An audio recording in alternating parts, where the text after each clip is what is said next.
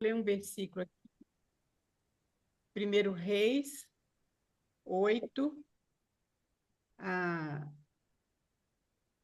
a partir do versículo 39. Aqui é quando Salomão estava dedicando o templo a Deus, né? Então, 1 Reis 8, a partir do 39. Ouve tu nos céus, lugar da tua habitação, perdoa, age e dá a cada um segundo todos os seus caminhos, já que eles conhecem o coração. Porque tu, só tu, és conhecedor do coração de todos os filhos dos homens, para que te temam todos os dias que viverem na terra que deste a nossos pais. Também ao estrangeiro que não for do teu povo de Israel, porém vier de terras remotas, por amor do teu nome, porque ouvirão do teu grande nome e da tua mão poderosa e do teu braço estendido, e orar, voltado para esta casa, ouve tu dos céus, lugar da tua habitação, e faz tudo que o estrangeiro te pedir, a fim de que todos os povos da terra conheçam o teu nome, para que para te temerem como teu povo de Israel, e para saberem que esta casa que eu edifiquei é chamada pelo teu nome. Senhor, nós queremos te adorar nesta manhã, te bendizer, te agradecer, ó Deus, pela tua graça, tua misericórdia derramada de maneira abundante sobre as nossas vidas. Realmente, ó Deus, se não for a tua misericórdia, o que seria de nós? Se não for a tua presença em nossas vidas, o que seria de nós? E nesta manhã, Senhor, nós queremos celebrar-te com júbilo no nosso coração, com alegria, chegando diante de ti, ó Deus, como teu povo, povo escolhido, ó Pai, ovelhas do teu pasto. E, Senhor, nós pedimos que o Senhor esteja usando a tua palavra tem poder, só a tua palavra, ó Deus, pode tocar nos nossos corações. Então, ó Deus, eu possa mesmo tomar mesmo, ó Deus, a tua palavra e sussurrar o nosso coração, o nosso ouvido, aquilo que o Senhor tem para nós, ó Deus, essa porção que o Senhor tem para nós no dia de hoje. Que o Senhor possa nos fortalecer, que realmente, ó Deus, seja um tempo de comunhão. Agradeço pela vida das irmãs, esteja abençoando cada um. Tire nossas distrações, Senhor, coloca a nossa mente focada no Senhor. Nós pedimos, Senhor, e entregamos esse tempo a Ti. Em nome de Jesus, amém. Então, meninas, quem preparou alguma coisa aí para nós, pode abrir o microfone, não fica uma esperando pela outra, mas pode abrir seu microfone e compartilhar.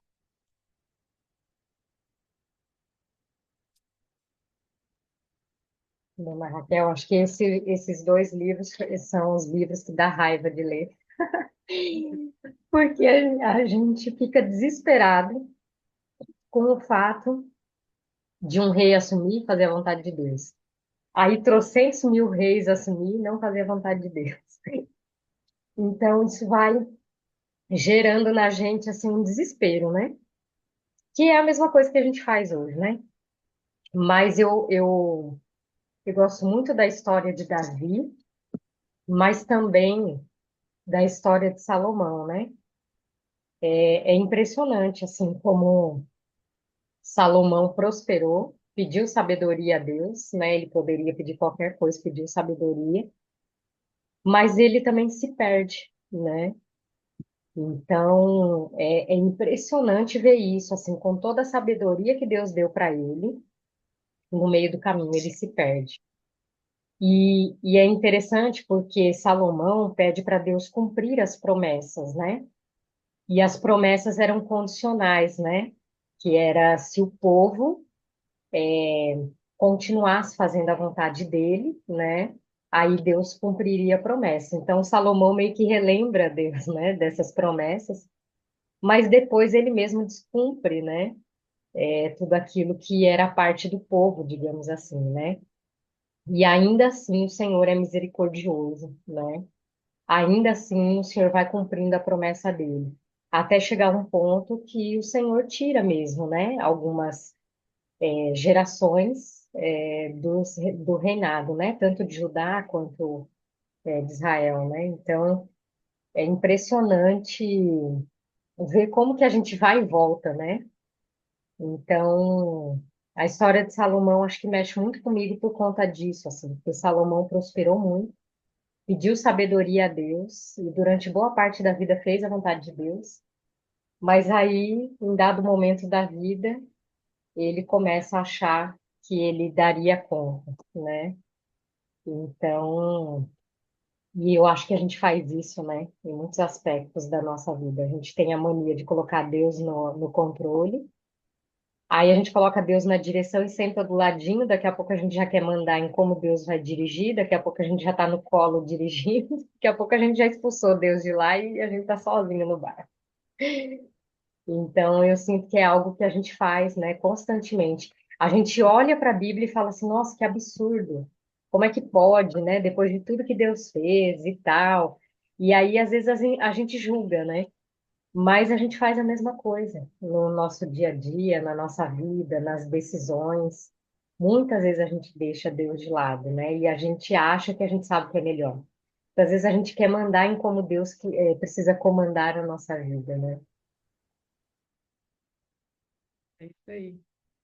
São muitas lições, né, que a gente vê lá em Reis, vendo que, infelizmente, o homem é igual, né, em toda a terra, em todo tempo, o homem nós somos iguais, né? Nosso coração é corrupto, né? Se não for o Senhor mesmo, muito difícil. Isso. Dani, eu vou pegar uma carona com você, Então, pegue, Mar. do Salomão. Mas olha só, gente, como a Dani falou, né? A gente relê primeiro e segundo Reis, a gente começa a ver como que a palavra de Deus é insondável, né? Como você ganha. E para mim, eu não sei ainda dizer como que eu estou me sentindo depois dessa semana lendo o primeiro e segundo Reis, porque é um soco no estômago, se eu puder falar assim. Mas assim, porque a gente se vê, né, nessa situação. Então eu achei que foi, Raquel, eu achei que foi tão providencial para esse tempo que a gente está vivendo, a gente lê isso agora. O Senhor aprove o Senhor trazer isso para a gente nesse momento, porque é uma forma da gente ver a nossa vida, né? E quando você falou Salomão, eu fiquei assim, quando a Raquel falou, vamos falar, vamos ver algum rei, né? Quem tiver a disponibilidade de estudar ou falar alguma coisa de algum rei, mas Salomão é o primeiro ali que vem e me trouxe um impacto, gente, porque muita coisa eu não sabia. Aí você vai ver, vai olhar pelos os historiadores, você fica, a gente fica muito preso naquele pedido que ele fez para o Senhor de sabedoria. Eu falei, puxa, Salomão, né? E o que o Senhor deu para ele, né? Por causa desse pedido.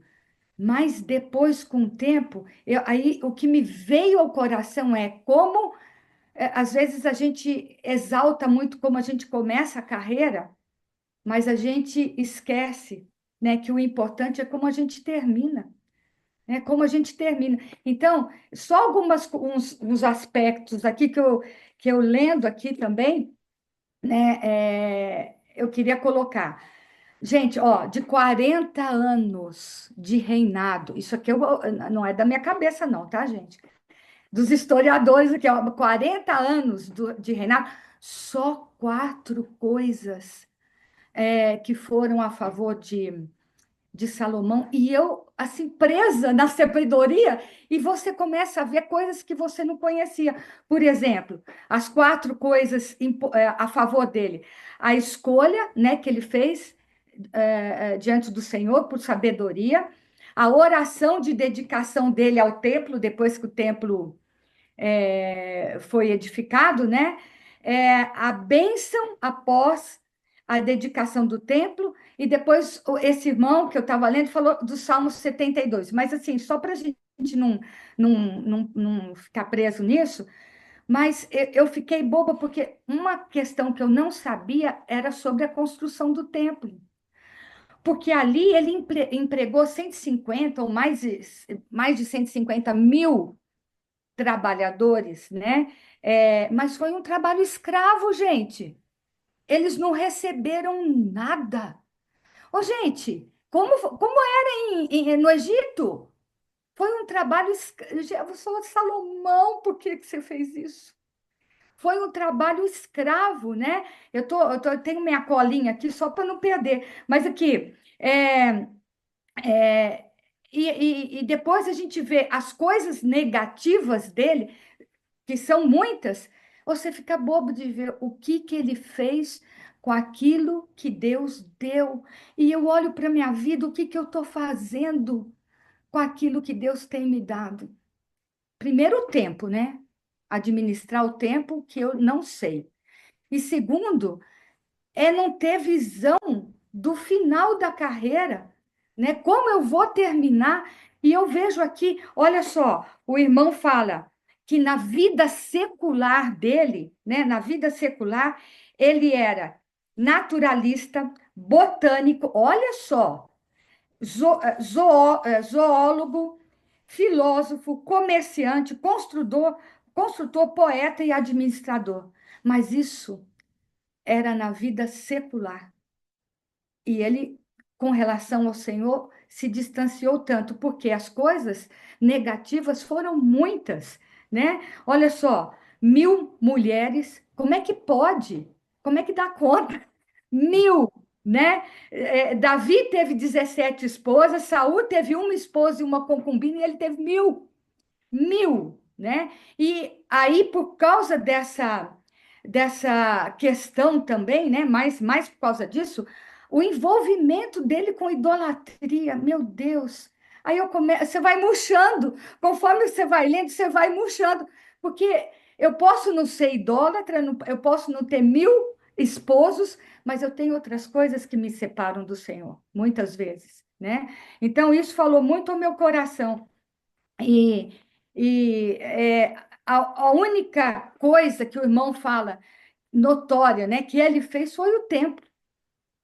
Mas mesmo assim, com toda aquela riqueza, com todos aqueles detalhes, é, ele usando, né, um serviço escravo que levou 7 anos e meio, mais ou menos, é, ele esse templo tão glorioso foi destruído, né?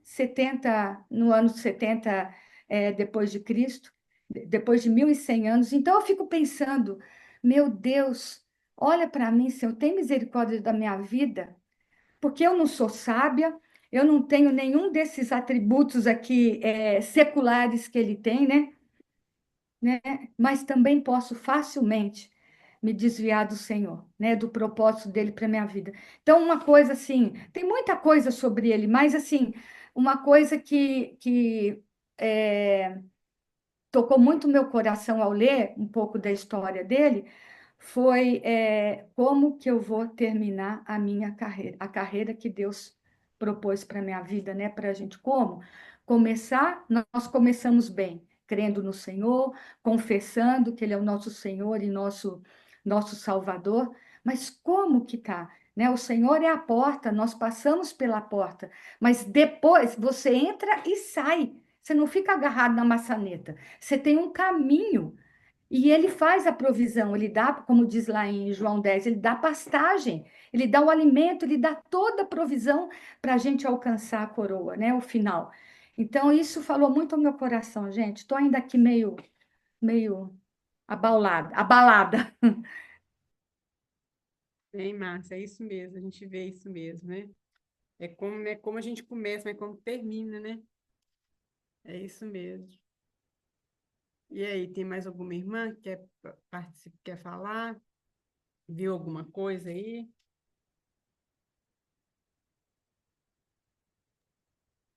Pô, dona Raquel, tem outra coisa também. Davi, né? Davi era o pai mais omisso que eu conheço na Bíblia, É, porque Davi era um homem segundo o coração de Deus. Mas em relação à criação dos filhos, né? Como eu trabalho com adolescentes, eu fico observando algumas coisas e eu falo assim, gente, ele foi muito omisso como pai, né? Em muitos sentidos, assim. Então, e ele só tinha alguma atitude quando alguém pressionava ele, né? E foi assim até o fim da vida dele, até a questão de passar o reinado, tipo assim. Mas É é o verdade. que a gente vê, né? É um homem segundo o coração de Deus, mas isso não quer dizer, não pressupõe perfeição. Então, achei muito interessante isso também, de observar os detalhes da relação dele com os filhos, né?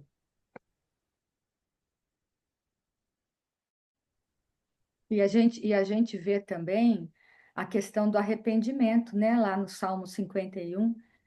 Então, como a gente viu na aula passada, que a Raquel falou, aquela vida dele oculta com Deus, cuidando das ovelhas, ainda um menino, né? Depois que ele foi ungido, ali o Senhor já estava preparando aquele coração, né? Já estava vendo o coração dele, né? Eu acho muito lindo isso, essa questão de arrependimento, porque ele no Salmo 51 ele fala, né? Mas ele era um homem como nós somos, né? Então, assim, quantas lições para a gente, para a nossa vida, né? Muitas lições. Mesmo ele com erros, né? Mesmo com os erros, que a gente tem essa visão de não cometer os mesmos, mas isso não está em nós, né? Não é pela nossa força, mas pelo poder do Espírito Santo em nós, né? Então, Hum, é uma lição muito preciosa também a vida dele. Amém. Realmente ele foi mesmo um homem segundo o coração de Deus, tanto que os reis, quando a gente está lendo ali, a gente vê que Deus tem uma régua de medir, e essa régua era Davi, né? Esse andou no caminho de Davi, esse não andou no caminho de Davi, é muito interessante isso. Ele teve erros, muitos erros também, mas ele tinha um coração humilde, um coração voltado para o Senhor, né? Ele sempre quis acertar, né? E essa questão da omissão deles com os filhos foi terrível, né? Ele não falava nada. A Bíblia mesmo fala. E ele não falou nada, ele não questionou. Algumas atitudes dos filhos dele foram muito ruins. Depois quase que levou o reino dele, né? Que foi Absalão, a revolta que Absalão tinha, né? Contra ele, porque Aminon fez aquele incesto com a irmã, né, com Tamar, e Davi ficou irado e tudo, mas ele não assumiu, não chamou Absalão, né? Então foi muito, muito ruim. Então, queridas, se você quiser colocar os slides, Dani, Ô, dona Raquel, falado aqui, vamos ver outras coisas então, né? Então, veja bem, então a gente viu que Samuel fez aquela transição, né? Tanto sacerdotes para profetas, assim como do juiz para os reis. A gente viu o livro de Juízes já, viu como é que Deus usou o juiz para poder orientar o seu povo. Também é um livro muito triste, muito pecado, e reconcilia com o Senhor, e depois volta a pecar de novo, né? São várias lições para nós. Então, veja bem, em Primeiro Reis, então, a gente vê então o reinado de Salomão, que já foi falado aí pela Márcia, já foi falado pela Dani também um pouco, e vai até na desintegração do reino. Lá, quando termina Segundo Reis, é, o caos total do reino de Judá e de Israel também, né? Que foi um pouco antes. E aí, então, a gente vê que na Bíblia hebraica, esses livros são juntos. Primeiro e segundo Samuel são juntos, primeiro e segundo Reis também são juntos. A gente não sabe, foi na Septuaginta que quando eles foram traduzir o Antigo Testamento do hebraico, né, do aramaico, para o grego, eles ajuntaram não, eles separaram esses livros. Então, alguns irmãos, né, falam que é porque a língua grega precisava de mais palavras para poder expressar, né? Então, para ficar mais fácil a leitura, eles fizeram essa divisão. Não sei se é realmente isso, mas foi isso que foi falado. E veja bem, a gente não sabe o autor desses livros de Reis. Alguns acham que foi Jeremias, outros falam também dos profetas Ido, né, Natã, falam várias pessoas, mas a gente não tem certeza de quem foi que escreveu. Provavelmente esses livros foram escritos depois do cativeiro babilônico. Tenho certeza com relação a isso, né? E aí, veja bem, são 3 períodos diferentes. Pode passando aí, Dani, acho que você já está nos slides. São 3 períodos diferentes. O reino de Salomão foram 40 anos, de 1015 a.C.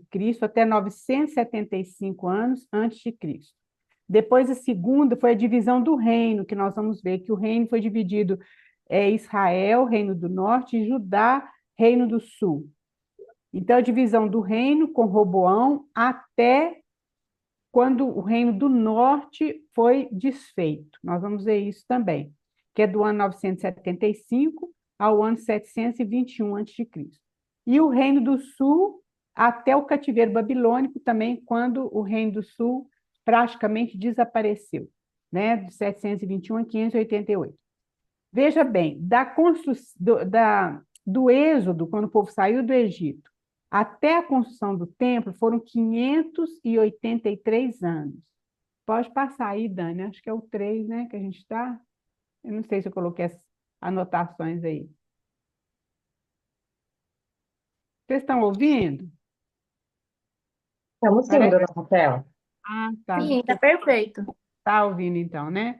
Então, Uhum. veja aí, no terceiro slide, o slide está passando, que para mim aqui não está passando, não. Para você está Uai, passando? eu Não, passei. também Não, não. tá O meu não passando tá. não. Pô, Tá gente, na primeira página. peraí. Passou, não. Então, a gente vê que do Êxodo, quando o povo saiu do Egito, até a construção dos templos, foram 583 anos, né? O nome de Salomão significa pacífico. Mas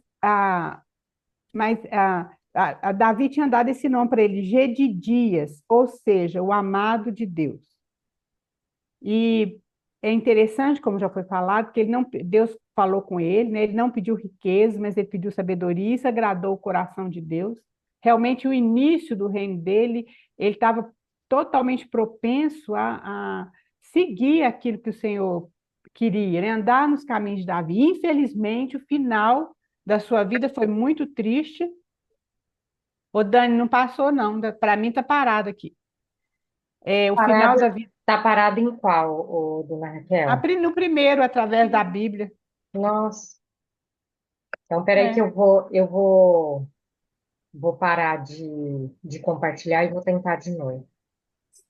Para mim também tá parado. é. Mas então, vocês estão me ouvindo? Eu tô Então, te vamos ouvindo. continuar. Então, Ouvindo. vamos continuar, depois a gente passa. E aí, então, isso agradou a Deus, esse pedido de Salomão, e além da sabedoria, Deus deu muita riqueza, deu muita coisa para ele, como já foi falado também, né? A sabedoria, queridos, a sabedoria não é questão de conhecimento. O conhecimento, ele é intelectual. A sabedoria é a sabedoria do coração. A pessoa pode não saber ler, mas ela pode ser muito sábia. E a pessoa, agora passou. Passou, Dani. Obrigada. Eu não sei se tem um antes desse, mas eu acho que não, né? Então, a sabedoria, então, é algo dado por Deus. A pessoa pode ser totalmente, como a gente está falando, totalmente letrada, mas ela pode ter um coração sábio. E a pessoa pode ter um conhecimento imenso de tudo e ela não ser sábia. Então, tem uma diferença aí. As irmãs estão vendo, né?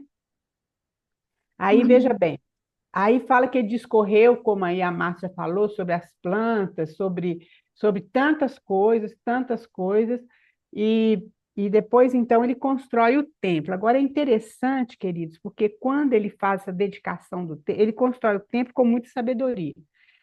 É falar que não se ouvia todas polidas fora e eram só encaixadas quando Salomão construiu o templo. Então foi algo de muito, ah, foi uma construção muito bem planejada e muito bem executada. E ele construiu o templo de acordo com o que Davi deixou. Ele mesmo fala isso, com vamos dizer assim, a maquete, né, que Davi deixou para ele.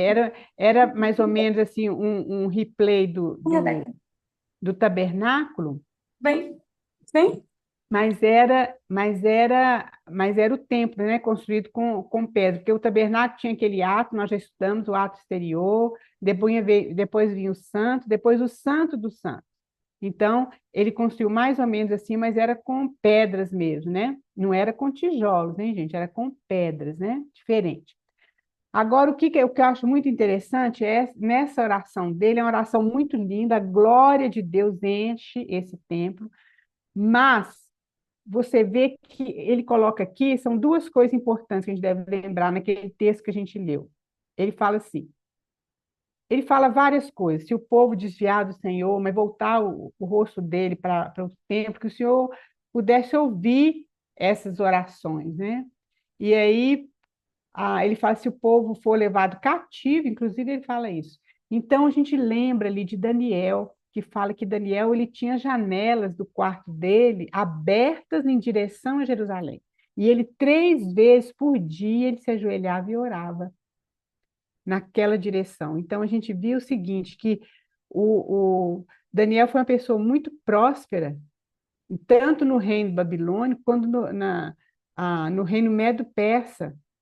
E aí mas ele tinha um foco. O foco dele, o objetivo dele é a vontade de Deus, o reino de Deus aqui na terra. Então, a janela dele construiu a janela voltada na direção para Jerusalém, que era longe. Jerusalém lá da Babilônia, onde ele estava, depois vocês podem olhar no mapa, era bem longe. Mas ele construiu assim, porque esse era o foco de Daniel. Então, que coisa linda, né? A vida de Daniel. E a gente lembra disso. E aí, Salomão fala o seguinte: ouve nos céus, lugar da tua habitação, e faze o que o estrangeiro te pedir. Agora veja bem, a fim de que todos os povos da terra conheçam o teu nome, para te temerem como o teu povo de Israel, e para saberem que esta casa que eu edifiquei é chamada pelo teu nome. O templo era para ser um testemunho de Deus aqui na terra. Era para que as nações pudessem ver que existe um Deus soberano sobre todas as coisas. Não são os deuses que eles têm nas suas nações. Então, esse era o objetivo do templo ali. Esse era o objetivo do povo de Israel. Mas, infelizmente, eles falharam nisso aí. Era para que toda a terra pudesse ver, não, realmente existe um Deus. Um Deus soberano sobre todas as coisas, que está acima de todos os deuses. Esse seria, esse seria o objetivo do povo de Israel. E esse, irmãos, irmãs, esse é o objetivo da igreja. Quando Jesus ora ali em João 17, ele fala, para que sejam um, assim como eu e tu somos um, para que o mundo creia. Então, a igreja, ela tem esse objetivo, nós como igreja. Qual que é o objetivo? É que as pessoas possam olhar para nós e saber que existe um Deus. Ter o testemunho de Deus aqui na Terra. Nós já temos falado isso, né? Infelizmente, nós temos falhado muito. Mas a gente não pode esquecer que realmente, embora a gente tenha falado, sempre existe um remanescente. Igual quando a gente vai ver Elias, falou assim, ó Senhor, só estou eu aqui. Deus falou assim, não, tem 7.000 que não dobraram o joelho para Baal. Então, existe um remanescente, queridos, existe aqueles que têm um coração voltado para o Senhor. A gente vê muito desserviço na igreja, vê muito mau testemunho na igreja que eu estou falando, igreja aqui, né? Mas Deus tem aqueles que são fiéis a Ele, que não se dobraram a Baal, né? Ou a outras coisas. Então, queridos, é muito importante a gente ver isso. Esse era o objetivo dele. Agora, outra coisa que Salomão foi muito sábio, que eu estava lendo um irmão falando, eu achei muito interessante, ele não fala assim, esta casa, para saber que esta casa que eu edifiquei é chamada pelo teu nome. A casa era chamada pelo nome de Deus, porque os outros templos pagãos, os deuses ficavam ali dentro, né? Aquelas estátuas, aqueles ídolos lá dentro. Mas aqui não. Aqui é que o templo foi feito ao nome do Senhor Deus. Tanto que lá em Ezequiel a glória de Deus sai do templo, infelizmente, né? Nós já vimos isso. Foi lá no profeta Ezequiel.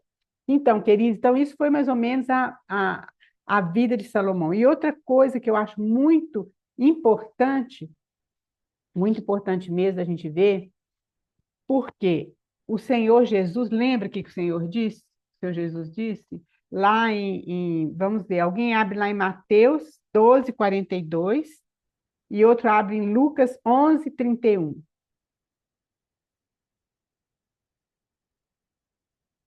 quando a rainha de Sabá vai visitar Salomão, ela ouve, os reinos do mundo ouvem sobre Salomão, que ele foi o mais sábio naquela época, né? Mais sábio, inclusive eles citam, acho que é lá em Ezequiel mesmo que cita, deixa eu ver se eu anotei aqui, cita que a sabedoria dele era maior do que alguns ali do Oriente, né?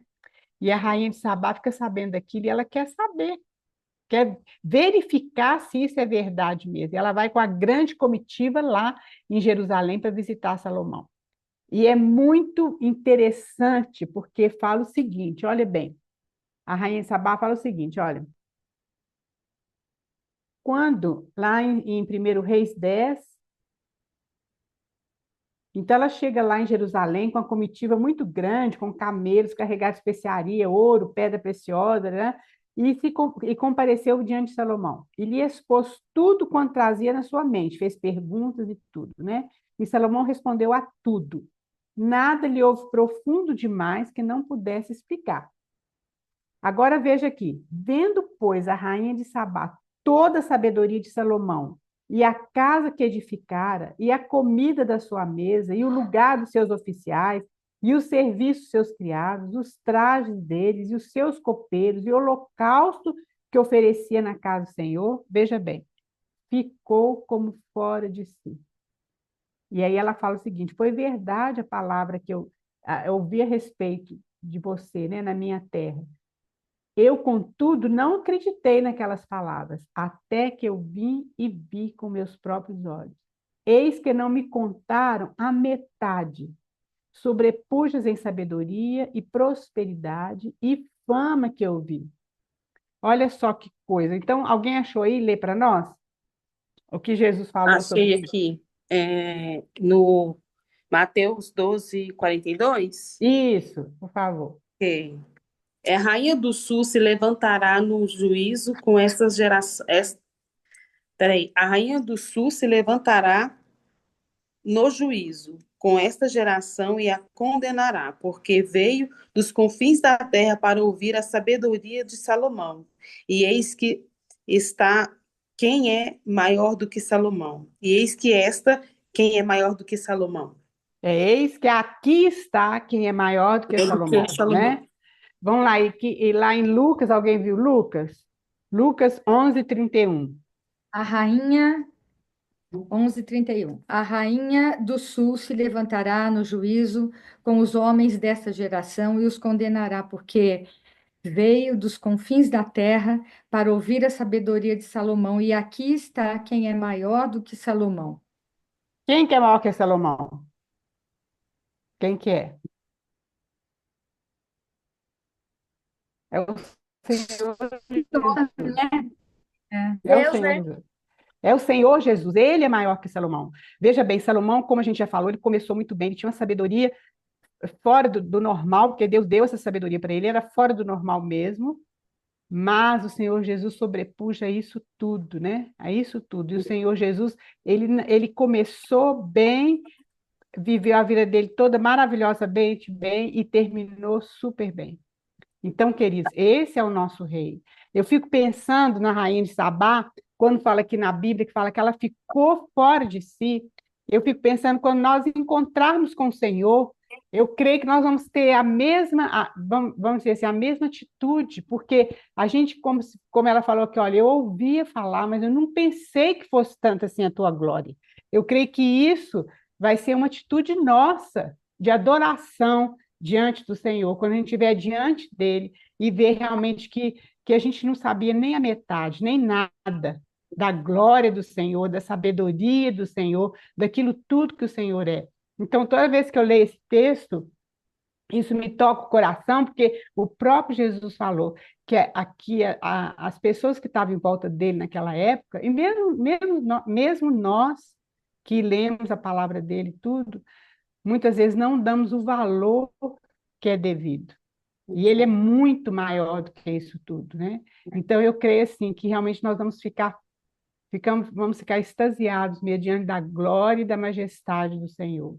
E a coisa mais maravilhosa é que realmente Salomão, ele no final da vida dele, apesar de toda a sabedoria, ele adorou os ídolos por causa das mulheres, desvirtuar, né, o caminho dele, mas o Senhor Jesus ele amou só uma esposa, e essa esposa é a sua igreja. Então, que eles têm esses paralelos que a gente precisa lembrar e saber, porque tudo que está escrito no Antigo Testamento, quando fala lá em Romanos 15, está escrito para o nosso ensino, para lição para nós. Nós não estamos estudando aqui só uma história. Nós não estamos estudando aqui só uma história. Nós estamos estudando o propósito de Deus sendo desenrolado na história do mundo e na nossa vida. Deixa eu só fazer um comentário.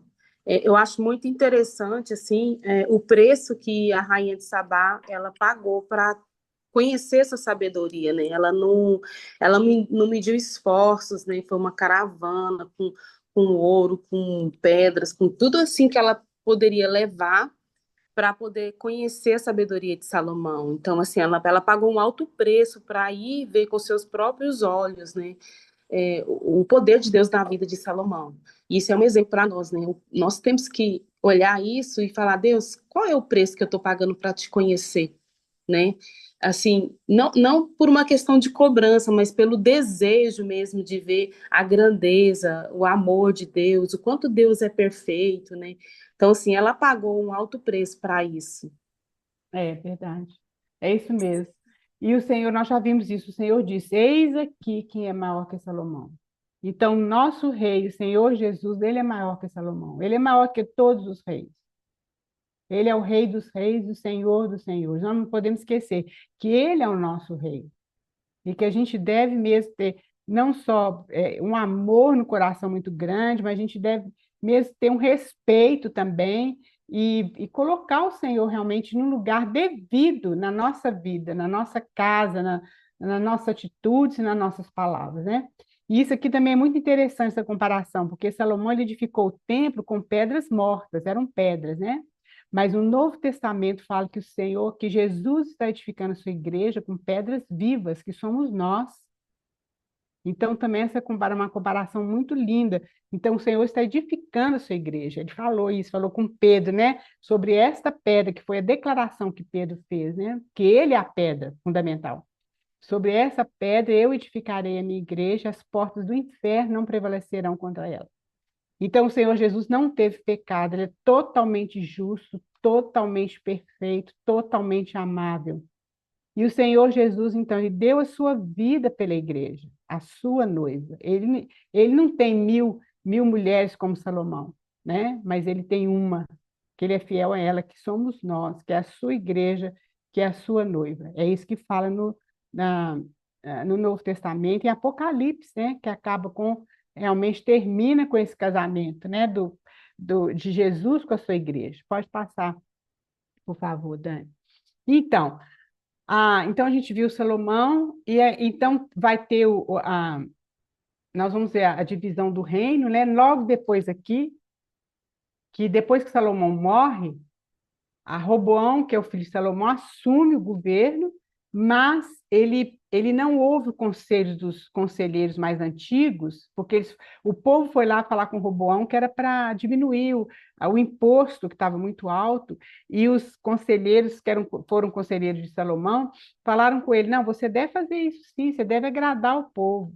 Mas ele pegou conselho com os jovens da idade dele, a Bíblia fala isso muito claro, e os jovens falam assim, não, você tem que aumentar esse imposto. E com isso, o povo se rebelou, e as 10 tribos, que são as tribos do norte, né? Elas se rebelaram, e Jeroboão se tornou rei ali das 10. Nós vamos ver isso para frente, tem uns slides, mas eu acho até que vai ser na outra aula. E aí, então, aí dividiu o reino. Ficou o reino do sul, Judá e Benjamim, que é chamado o reino de Judá, e o reino do norte, que é de Israel. Então, o povo de Deus foi dividido em dois. Veja o que leva o pecado. Vê o que leva quando os líderes não obedecem ao Senhor. Teve uma divisão no povo de Deus. Isso não era vontade de Deus. Deus permitiu, tanto que Roboão vai para lutar contra eles. Deus fala, você não vai lutar, porque isso veio de mim, isso procedeu de mim. Deus deixou aquelas 2 tribos, ele fala mesmo, por amor a Davi. Mas as outras 10 tribos ficaram para o norte. Jeroboão fez. Ele achou que se se, se essas tribos do norte viessem para o templo em Jerusalém adorar, eles iam ficar tendenciosos a ficar aqui para o sul. Então, ele fez um templo lá, fez tudo errado, colocou bezerro, fez tudo errado. A, a, eles, eles realmente saíram do caminho do Senhor totalmente. Por isso, queridos, Samaria se tornou a capital do Reino do Norte. Por isso que lá, quando Jesus foi conversar com aquela samaritana, quando Jesus passou por Samaria, os discípulos assustaram, porque os judeus não se davam com os samaritanos por causa disso, que eles consideravam que, então, Samaria, aqueles reinos do norte, eles se prostituíram, eles se misturaram com outras nações. E isso foi verdade, isso aconteceu mesmo. Nós vamos ver depois, né? E aí, então, outro personagem importante aqui no livro de 1 Reis é o profeta Elias. Então, Deus começa a levantar os profetas, então, Elias foi profeta do reino do norte, daquelas 10 tribos. Acabe estava reinando, era um reinado próspero. O reino do norte estava se desenvolvendo, era um reinado próspero, mas Acabe ele tinha casado com Jezabel, e Jezabel levou o povo a adorar os ídolos, a adorar Baal, ela tinha os profetas de Baal. A gente conhece um pouco essa história. E Deus, então, levanta Elias. Elias, então, é um profeta, lá no capítulo 17, então. Elias era um profeta que ele tinha um coração voltado para Deus. Aquela situação daquelas tribos do norte, aquelas 10 tribos, estava afligindo o coração de Elias, porque estava em pecado. Eles estavam menosprezando a Deus, as leis de Deus. Isso foi muito triste para o coração de Elias. Então, o significado do nome dele é aquele cujo Deus é Senhor. E Elias, então, veja bem, o profeta ele não só prediz o futuro, mas ele expõe a mente de Deus, ele expõe a palavra de Deus. Isso é o profeta. Quando a gente fala profeta, a gente pensa só nas profecias futuras. Não é só isso. O profeta é todo aquilo que proclama a palavra de Deus. Então, veja bem, Elias foi a voz de Deus no reino de Acabe.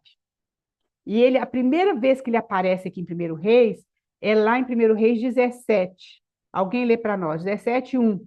Aparece assim, como fosse assim, do nada, né? Alguém lê para nós. Ora, Elias, de Dispe, em Gileade, disse a Acabe: Juro pelo nome do Senhor, o Deus de Israel, a quem sirvo, que não cairá orvalho nem chuva nos anos seguintes, exceto mediante a minha palavra. Olha bem, ele chegou diante do rei e veja bem o que ele falou. Olha, Acabe era o rei naquela época, né? Tão certo como vive o Senhor, Deus de Israel, perante. Olha bem, olha as afirmações que ele fez. O Senhor, Deus de Israel, perante cuja face estou, que é a minha tradução. A Letícia falou, o que ele fala, o que ela fala aí na sua tradução, Letícia, por favor? Aqui fala que juro pelo nome do Senhor, o Deus de Israel, a quem sirvo. A quem sirvo. Uhum. E ele fala que é perante cuja face estou. Então, Elias ele tinha uma comunhão profunda com Deus, ele teve aquela autoridade de falar que não iria chover durante 3 anos ali, no Reino do Norte. E só iria chover, desculpe, quando ele falasse. Veja bem, queridos, a autoridade que esse homem tinha, porque ele caminhava com Deus. Aqui fala, perante a face estou. E aí, na outra tradução, fala quem eu sirvo. Ele era uma pessoa diferenciada naquele reino. A Jezabel tinha pegado os profetas, matado os profetas. Nós sabemos que teve Oséias, se não me engano foi Oséias, não sei, ele escondeu vários profetas nas cavernas e alimentava esses profetas. E aí, mas Jezabel tinha arrasado, e o povo foi todo atrás de Jezabel, todo mundo adorando Baal. Quer dizer, eu acredito que deveriam ter pessoas ali que não fizeram isso. Como Deus falou, tinha 7.000 que não dobraram seus joelhos. Inclusive, alguns, eles mudaram para o Reino do Sul por causa dessas heresias que aconteceram no Reino do Norte. A gente sabe disso. Então, veja bem, Elias, então, ele orou pelo reino de Deus.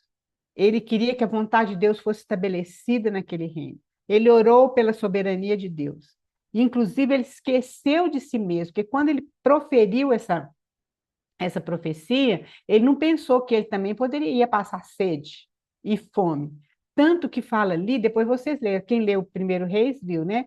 Deus colocou ele num lugar onde tinha um ribeirozinho que ele tomava água, e os corvos alimentavam Elias com pão e carne. Gente, isso é tão interessante, porque corvo, ele come carne, não é verdade? É a comida deles. Mas eles obedeceram o mandado de Deus. Os corvos não comiam. Eles levavam essa carne e esse pão para Elias. E Elias tinha esse alimento de manhã e à noite. Até quando secou aquele ribeiro, e Deus falou assim: ó, você vai para Serepta. Serepta era outra cidade, estava fora de Israel. E você vai encontrar uma viúva lá e você vai falar com ela. Olha bem. Então Elias orou não pensando em si mesmo, né? Enquanto ele orava, mas ele pensava o quê? Na vontade de Deus, naquilo que Deus precisava realizar naquela nação.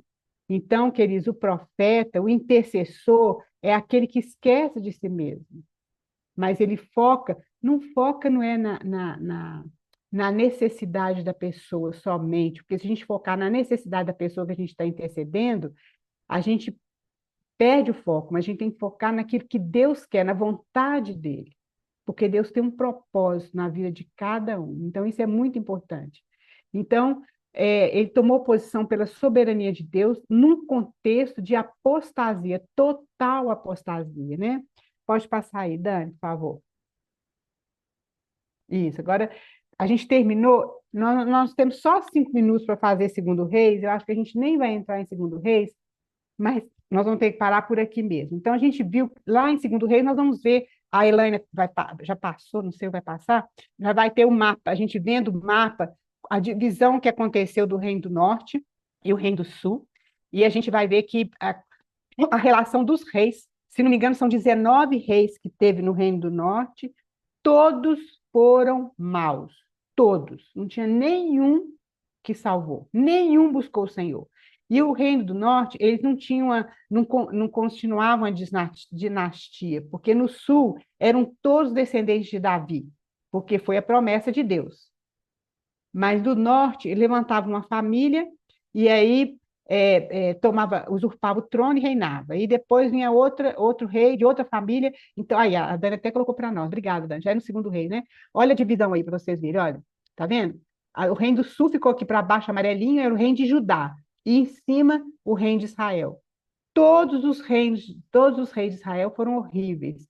E o reino de Judá teve alguns que foram bons, outros foram muito ruins também, né? E a gente vai ver, então, que o reino do norte ele foi levado cativo antes do reino do sul, 100 e tantos anos antes do reino do sul. Deus permitiu que a Síria invadisse o reino do norte, nós vamos ver isso, e levasse os judeus cativos, e eles não contentaram só com isso, eles trouxeram pessoas de outros reinos, vocês vão ver isso também, quando vocês lerem, e colocaram para habitar naquelas cidades ali. E aí, então, se misturou. Já tinha misturado já a adoração, o Jeroboão já tinha feito vários altares, colocado bezerros de ouro nesse reino do norte. E Samaria era a capital do reino do norte, e Jerusalém, então, capital do reino do sul. Então, queridos, essa aqui é mais ou menos a história dos reis de Israel. E nós vamos ver como que Deus lidou com esse povo. As tribos do norte, elas praticamente desapareceram. As tribos do sul, elas foram levadas cativas para a Babilônia, mas voltaram. Nós vamos ver isso em Esdras, em Neemias, Esther, e depois nos profetas também, Daniel e outros profetas. Isso vai ao desenrolar do nosso estudo, né? Agora, é uma coisa muito interessante. Por quê? Porque quando eles falam que as tribos desapareceram, as 10 tribos do norte desapareceram, hoje que a ciência tem a tecnologia do DNA, muitas dessas tribos estão, quando eles fazem o teste de DNA nas pessoas, essas tribos são encontradas em algumas pessoas, em alguns lugares. Por quê? Porque Deus ele reúne o povo dele no final dos tempos mesmo. O povo de Israel é reunido lá, então vocês sabem disso, né? Que isso é uma profecia. Já voltaram lá para Jerusalém, nós vamos ver isso também. Já voltaram ali para Israel, Mas muitas dessas tribos têm sido encontradas hoje através do DNA, porque a gente fala assim, ó, mas desapareceu, já misturou, já desapareceu, mas não, o propósito de Deus, ele continua firme. A gente vai ver lá em Apocalipse, Deus fala das tribos, tem a promessa dessas tribos, elas realmente elas estão aí, e hoje descobriu em vários lugares, descobriu na China, descobriu na Índia, descobriu vários, são judeus e são dessas tribos, de Manassés, Efraim, Zebulon, essas tribos todas. Então a gente vê que a palavra de Deus, querido, ela não falha. A ciência ela pode tentar derrubar essa palavra, mas ela não falha. No final, a palavra de Deus vai ser cumprida do jeito que está escrito ali. Hoje a gente pode pensar, mas é um absurdo, como que vai acontecer isso? Não tem condição. Queridos, quando Deus fala, ele cumpre. Não tinha condição nenhuma de Israel se tornar uma nação. Como? O povo tinha sido espalhado, já tinha mais de 2.000 anos. Como que ia voltar a ser nação novamente? Mas Israel voltou a ser nação. Israel voltou a ser nação. E voltou a conquistar o território dela, porque isso foi promessa de Deus. E voltou a conquistar Jerusalém. Infelizmente, essas promessas se cumpriram, mas, por exemplo, o povo de Israel ele voltou politicamente, vamos dizer assim, mas o coração não voltou para o Senhor ainda. Mas politicamente já são uma nação reconhecida pelo mundo todo. O melhor exército de tecnologia de tudo é o exército de Israel. E quando eles voltaram ali e teve as guerras e tudo que aconteceram, eles não tinham nem armas, eles não eram nem não tinham sido exercitados nisso aí. Mas Deus, como era a promessa de Deus, Deus deu para eles. Existem alguns livros, irmãs, eu não sei eu não conheço, eu conheço o nome, mas eu não estou me lembrando agora, que fala como aquela guerra que houve para eles conquistarem ali aquele lugar, como que foi milagrosa. Quem fala isso são os repórteres, que não eram nem cristãos, que estavam lá na época. Como eles conquistaram aquilo ali milagrosamente, porque a mão de Deus estava com eles. Porque Deus tinha prometido aquilo para eles. Então, queridos, é muito importante isso quando a gente vê que a palavra de Deus realmente ela cumpre e ela é eterna. Então, a gente pode confiar nessa palavra, queridos, não naquilo que a ciência fala ou os homens falam, mas nessa palavra, porque ela é a palavra de Deus. Então, vai ficar o seguinte, então, a gente vai talvez relembrar algumas coisas aqui de Elias, né? Porque Elias depois entra em depressão também. Ele entra em depressão porque ele fica totalmente frustrado, porque depois que aqueles profetas de Baal, vocês lembram, né? Ali no monte que ele mata os profetas, que Deus manda fogo sobre o sacrifício ali, ele vê que o povo não retornou para Deus, que o povo não se converteu. Elias fica decepcionado, ele fica frustrado, por isso ele entra em depressão. Ele entra em depressão. E aí, então, Deus fala com ele, Elias, ele foi esconder na caverna. A gente conhece um pouquinho dessa história, e nós vamos resumir semana que vem para terminar e entrar em 2 Reis. Aí, se vocês quiserem ler a partir de 1 Reis 17, ler essa situação da vida de Elias ali com Acabe, até quando Elias foi trasladado, né, e a sucessão para Eliseu, seria muito interessante. E você poder compartilhar conosco também, né? É uma história muito linda, a gente vê assim Deus agindo, apesar do povo estar longe de Deus, adorando ídolos, tudo errado, mas o Senhor agindo e conquistando, né? A, conquistando aqueles que ele já tinha separado ali, que são aqueles 7.000, Elias, Eliseu e outros, né? Então, isso é muito interessante, Cris. Vamos ver se a gente consegue ler esse pedaço, a gente vê como que Deus tratou com Elias, o que aconteceu na vida dele. É muito importante a gente ver isso, que às vezes a gente entra em depressão também, e a gente vê que a ordem de Deus era tão simples para Elias, foi tão simples, o anjo falou com ele, levanta e come. E ele levantava, comia e deitava de novo. E de novo o anjo fala com ele. Depois vocês olham lá. Levanta e come. Foi a coisa mais simples que poderia acontecer na vida de Elias. E depois disso você vê que ele pôde caminhar 40 dias e 40 noites com a força daquela comida. Então tem muitas lições aí preciosas. Seria muito importante que a gente lesse isso aí para poder ver aquilo que Deus vai falar ao nosso coração. E eu sei que Deus fala ao coração de cada um de uma maneira diferente. Por isso que é importante a gente compartilhar. Então vamos terminar aqui, queridos. Então, quem quiser orar para nós, e depois você pode, se você quiser falar mais alguma coisa sobre isso que a gente viu hoje, você fica à vontade. Mas vamos orar primeiro e depois você fica à vontade para falar, tá bom? Alguém ore por nós, por favor.